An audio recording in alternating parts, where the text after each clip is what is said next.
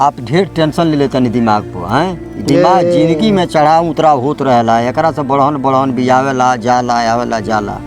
आप एने किनारे में बैठल बानी या ओने सब लोग जो होते सब लोग के कुछ सारा काम अधूरा पड़ल बटे। कुछ ठीक नहीं कला काहे नहीं के ठीक ला दिमाग पे इतना आप ही ले आए तो बाकी लोग के में का करी।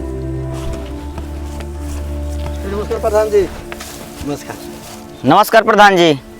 ए मारे रुआ ना बैठल बनी रुआ के बाजारी में खोजने हो जो भेंट ना कोई दिन से रुआ नहीं जाता ना घर वाले लोग को नहीं है। हाँ बताइए तेरा काम चली भट्टी पे खोजने भट्टियों पर ना रुआ से भेंट भइल। प्रधान जी भट्टी पे का करे जाए प्रधान जी मिलो वैसन बात नहीं है, लेकिन 2 दिन 4 दिन तनी खामोशी धरा जाए कहो 2-4 दिन से थोड़ा सा आपसे मुलाकात नहीं कहो सब लोगों से हैं फिर ना भेंट होई बैठे जा अपन बात रखो जा। लेकिन का कोनो बात भइल बा का कुछ बात जरूर लागत दोनों जनी मायूस बाड़े लो। नहीं ऐसा कोनो बात नहीं है ठीक बाटे। अरे प्रधान जी के ऊपर तेरे को बात बड़ी सब कुछ ना कुछ टेंशन आ जाली सब होला जिंदगी बात तनी उन्नीस बीस आवत जात रही सो सर कौन बात बा। ए बताई जे महाराज कोनो बात होगा तो हमनी से का बतावल जाए अब सब बतिया बतावल जा तो का उससे फायदा हुई।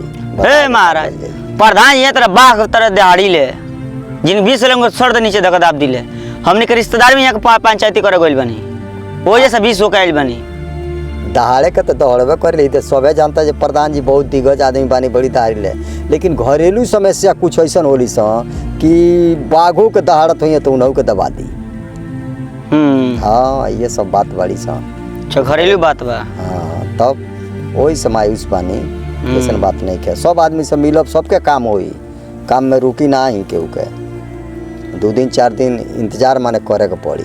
अच्छा बात होई कार सबके। ए बताइए कोनो बात बका जा दे का बतावल जा शेर तरह दहाड़े वाला आदमी अगर मायूस हो जा तो समझ जा कि कोनो न कोनो पारिवारिक समस्या बा जौन वजह से वो गम बा।